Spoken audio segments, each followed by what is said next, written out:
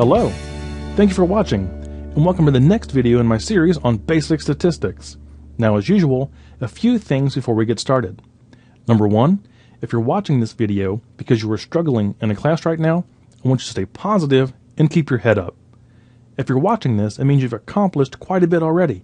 You're very smart and talented, and you may have just hit a temporary rough patch. Now, I know with the right amount of hard work, practice, and patience, you can get through it. I have faith in you. Many other people around you have faith in you. So should you.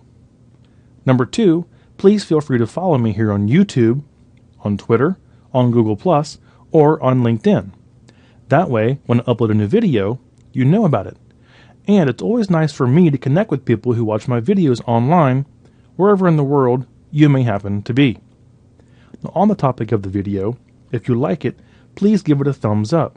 Share it with classmates or colleagues or put it on a playlist, because that does encourage me to keep making them for you. On the flip side, if you think there is something I can do better, please leave a constructive comment below the video, and I will try to take those ideas into account when I make new ones for you. And finally, just keep in mind that these videos are meant for individuals who are relatively new to stats. So I'm just going over basic concepts. And I will be doing so in a very slow, deliberate manner. Not only do I want you to know what's going on, but also why and how to apply it. So all that being said, let's go ahead and get started. Okay, so this is the beginning of part 2 on our video about type 1 and type 2 errors. So the first part was really a conceptual background using some non-statistical real-world examples that you can then take and then apply to the more statistical-based examples in this part of the video. So if you're still unsure about sort of the basic background of type 1 and type 2 error, please go back and watch that video before proceeding with this one, because I think it really sets the stage for understanding the statistical side of type 1 and type 2 error using some everyday experiences we talked about in the previous one. So, all that being said, let's go ahead and dive right into these examples. Now, these are adapted from my previous video on null and alternative hypotheses, so we'll just kind of tweak them a bit and then use them to talk about type 1 and type 2 error. So remember, our first example was a bottled water manufacturer that states on its product label that each bottle contains 355 milliliters of water. So you work for a government agency that protects consumers by testing product volumes. So a sample of 50 bottles is tested. So you want to make sure that the manufacturer is being truthful on their label and that the amount of water in the bottle is what actually says on the label. So what can we assume to be true? Well, in cases like this, we assume the label is correct. So we assume there is 355 milliliters of water in the bottle. Now, we also decided that this first pair of hypotheses seemed to be appropriate because the bottle is stating 355 milliliters. So that's an equal sign. So therefore, the alternative is that it's not equal to that. So our first pair is what we're going to be using. So we can write our null and alternative hypothesis. So our null hypothesis is that the mean, or mu, of all the bottles produced is 355 milliliters. So that's our assumption. That's what's on the label. That's what we're assuming to be true. Now the alternative is that the mean, or the average, for all bottles is not 355 milliliters. So notice again that the null and the alternative are opposites, and they account for all possibilities. So the null is that it's equal, and the alternative is that it's not equal to 355. Now we can set up our little chart here like we did in the previous video. So what we're comparing here is the conclusion of our analysis and the actual state of reality, or the actual condition over here on the right. So let's talk about our two conclusions. So our first conclusion is that we cannot or do not reject the null hypothesis. So we take a sample of 50 bottles, and they seem to be pretty close. The average is maybe 355.2 or 354.6 or something like that. Very close to 355 milliliters. Therefore, we do not reject that null hypothesis. But maybe we get a weird sample just by chance, and the mean is like 340 milliliters, so way underfilled. In that case, we would most likely reject the null hypothesis that states the average bottle volume is 355. So we would reject our null hypothesis and then proceed to the alternative that says the mean volume for bottles is not 355. Now, this has to correspond with some actual state of reality. So the reality is the bottles overall do have a mean of 355, or they do not have a mean of 355. So we have our conclusion from our analysis and the actual state of affairs, the actual state of the volume in all the bottles. Now, two of these generate correct conclusions.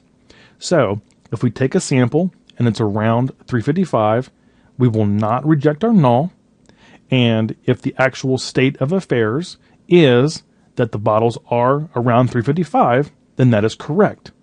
We did not reject our null in our analysis, and the bottles are being filled correctly, therefore we're correct. Now, maybe the bottles are not being filled correctly.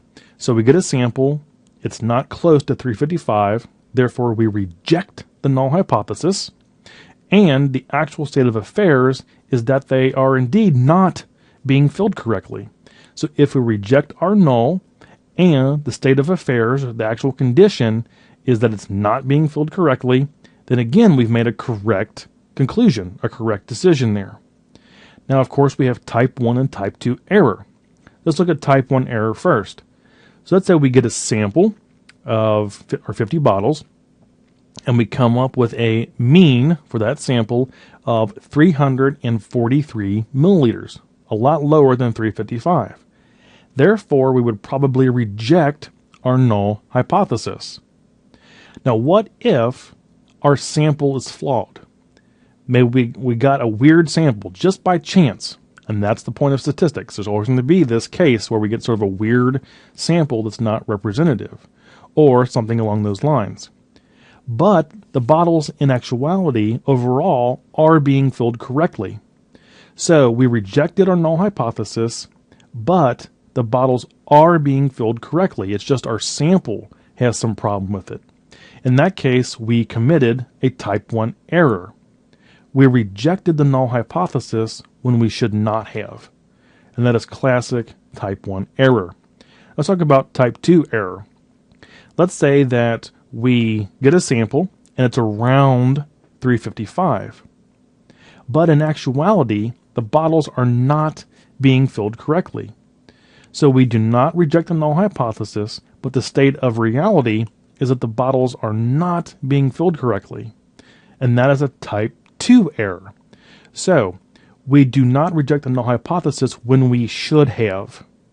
So it's a failure to not reject the null hypothesis. And that is classic type 2 error. So again, we're going to walk through two more examples. So just kind of think about this for a second and then apply it as we go. So example 2, down on the farm. So according to the United States Department of Agriculture, the USDA, in 2006, the average farm size in the state of Texas was 2.3 square kilometers.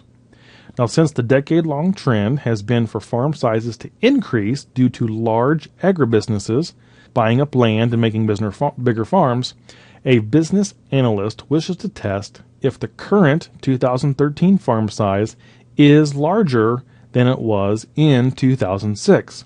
So establish or null an alternative hypothesis first. So before we do that, what is our assumption? What do we have in the problem to work with? Well, we can only assume, based on what we have, that there has been no change in farm size since 2006. This is our null hypothesis. That's all we're given in the problem. Now, you might say, well, it says in there that the trend has been for farm size to increase. Well, so what? All we can do in our assumption is test whether or not the farm size has remained 2.3 square kilometers, or maybe even decreased. And then our research hypothesis, our alternative hypothesis, will be that it has increased. So we assume there's been no change in farm size, so we can set up our hypothesis like this. So our null hypothesis is that the mean farm size is equal to, or maybe even less than, 2.3 square kilometers. That's from our problem. Then our alternative hypothesis is that the farm size has indeed increased. So the average farm size, mu, is greater than 2.3 square kilometers. So we can go up and set up our table here. So again, I'm not going to go into it as much depth as I did in the last one, but we have two conclusions. We either do not reject our null hypothesis, or we do reject our null hypothesis based on our analysis. Now, it has to be one of two actual conditions. Either the farm size has not changed or even decreased, or it has increased. If we do not reject the null, and the farm size is in fact less than or equal to 2.3 square kilometers, then we're correct. Now, if we reject the null hypothesis, so maybe we get a farm size that's 3.7 square kilometers, and indeed the farm size is greater than 2.3 square kilometers, then again we are correct. Those are our two correct outcomes. Now let's get the type 1 error situation. So in this case, we reject our null hypothesis, so maybe we get a sample of farms that are a bit larger than average. And therefore, our analysis comes up with a larger farm size. Now, what if the actual state of affairs, the actual condition, is that farm size has not increased, or maybe even decreased? Well, there our conclusion does not match the reality. So this is classic type 1 error. We incorrectly rejected the null. We wrongly rejected the null hypothesis when we should not have. That is type 1 error. Let's look at type 2. Of course, in that case, we do not reject the null hypothesis. So maybe we get a farm size that is relatively small, or right around 2.3 square kilometers, when in fact farm size has increased. We just happen to get a non-representative sample, and when we did our analysis, we got 2.4 square kilometers or something. That was not enough to reject our null hypothesis, but in reality farm size has increased. It's just our sample was not representative, or something was wrong with our sample. And that is, of course, type 2 error. So, we do not reject the null hypothesis when we should have. And again, that is type 2. So, type 1 error is rejecting the null hypothesis when we should not have, and type 2 error is not rejecting the null hypothesis when we should have.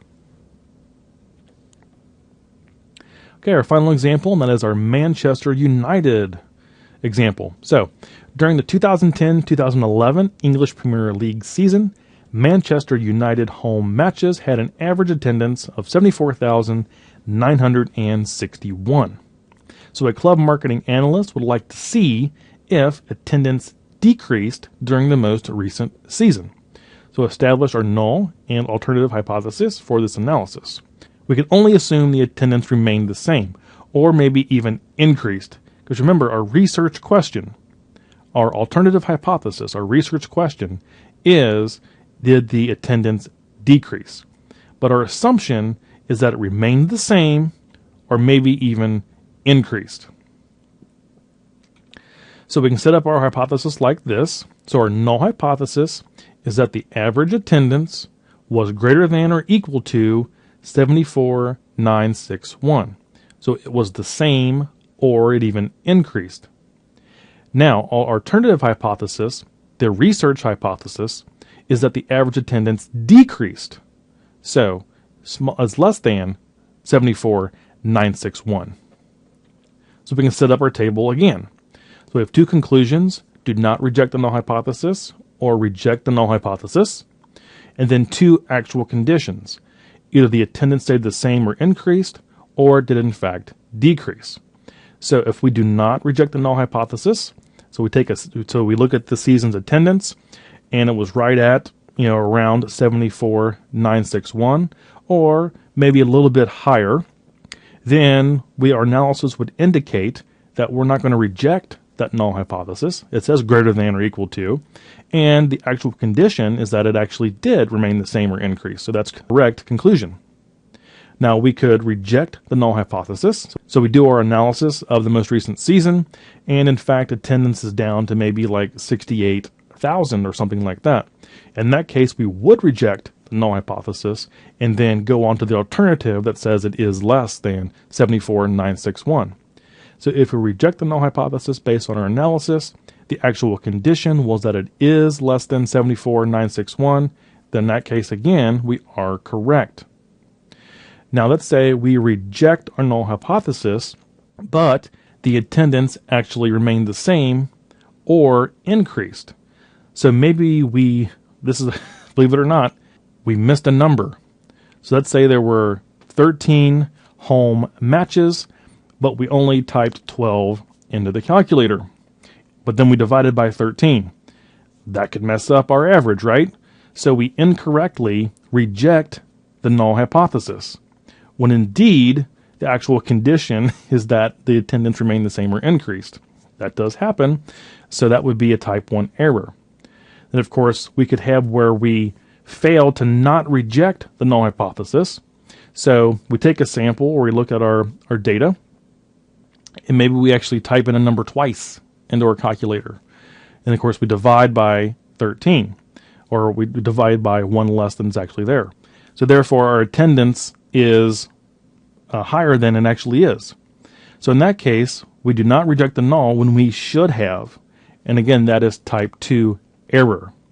So again, I know this can be confusing because we're talking in sometimes double negatives and things like that. But if you really just kind of pause the video and look at it, you'll actually see how this sort of works. This follows the same pattern. Type 1 error is simply the incorrect rejection of the null hypothesis. The type 2 error is simply not rejecting the null hypothesis when you should have. And that's the difference. So again, look at these examples again, go back to part 1, and that can really refresh your mind too as to whether or not you're dealing with type 1 error or type 2 error. Okay, so some very simple causes of type 1 and type 2 error. So that remember, when selecting samples, we are always subject to the laws of chance. We may, by random chance alone, select a sample that is not representative of the population. So we may select a sample of underfilled or overfilled water bottles just by chance alone. We may select a sample of very small or very large farms, again, just by chance in our sample selection. Or the sample is in the far out tails of the sampling distribution, again, just by chance alone. Because remember, the sample means have their own sampling distribution. We talked about that several videos ago. And we may by chance just get a sample that's way out in the tails of the sampling distribution. Again, just by chance. Now, our sampling techniques may be flawed. So there's a whole branch of statistics that talks about sampling techniques and things like that. So we may have to look at our sampling technique. The assumptions in our null hypothesis may be flawed. So in the farm case, maybe the USDA data is incorrect, or it has flaws in it. So we're using this USDA data for our null hypothesis, but it doesn't actually correspond to the state of the farm size in Texas. So whatever we're basing our null hypothesis off of may be incorrect. But overall, the most common cause is chance and chance alone. Because again, our sampling means have a sampling distribution. We talked about that in the previous videos. And there is a chance that we get a sample mean that's just far out in the tails of the sampling distribution. And that has to deal with confidence intervals and all kinds of things like that. Now, of course, when we actually do hypothesis tests in upcoming videos using actual data and numbers and curves and things like that, we will deal with that. But the most common cause of type 1 and type 2 errors is chance and chance alone. Now remember that this sort of conclusion table always holds up when we're dealing with these two diametrically opposed hypotheses. So our conclusion is either we do not reject the null or we reject the null. The actual condition is that the null is true, or, and I say true in quotes, or the alternative is true. If we do not reject the null and the null is true, that's correct. If we reject the null and the alternative is true, that's correct. Now, if we reject the null, but the null is true, then that's type 1 error. We incorrectly rejected the null. Now, if we do not reject the null, and we assume it holds up, but the alternative hypothesis is true, then we've committed type 2 error. So in the previous part of this, I talked about type 1 error as sometimes being like the false alarm. So we reject the null hypothesis, but in fact, the null is true. So for type 2, we do not reject the null when we should have, because the alternative is true. So again, go back and look at the previous video and these examples, and it really should click sort of in your mind. Okay, so that wraps up part 2 of our video on hypothesis formulation, type 1 and type 2 errors. Now I know this can be a very confusing concept because of the way the wording works. We're using a lot of double negatives here and there. But I really think if you go back and look at part 1 and again part 2, you really grasp the fundamental concepts of type 1 and type 2 error. It's simply when our conclusion, based on our analysis, does not match the actual state of reality, the state of affairs. So if our null hypothesis is not rejected, therefore the null should be true. If we reject the null, then the alternative should be true. And if we don't do that, that's where we involve type 1 and type 2 errors. Okay, so again, that wraps up this entire video on type 1 and type 2 errors. Just a few reminders before we wrap up. If you're watching the video because you are struggling in a class, I want you to stay positive and keep your head up. You're very smart and talented, and you may have just hit a temporary rough patch. I know you're smart. Everyone around you knows you're smart and talented, so should you. Please feel free to follow me on YouTube, on Twitter, on Google+, or on LinkedIn. That way when I upload a new video, you know about it, and it's always nice for me to connect with people who watch my videos online, wherever in the world you may happen to be. If you like the video, please give it a thumbs up, share it with classmates or colleagues, or put it on a playlist, because that does encourage me to keep making them for you. On the flip side, if you think there is something I can do better, please leave a constructive comment below the video, and I will try to take those ideas into account when I make new ones. And finally, just keep in mind that the fact that you're on here trying to learn, putting the effort in to improve yourself as a student or as an employee, that's what really matters. I firmly believe that if you have the right learning process in place, the results will take care of themselves. So, thank you very much for watching. I wish you the best of luck in your studies and in your work, and I look forward to seeing you again next time when we talk about actual hypothesis testing.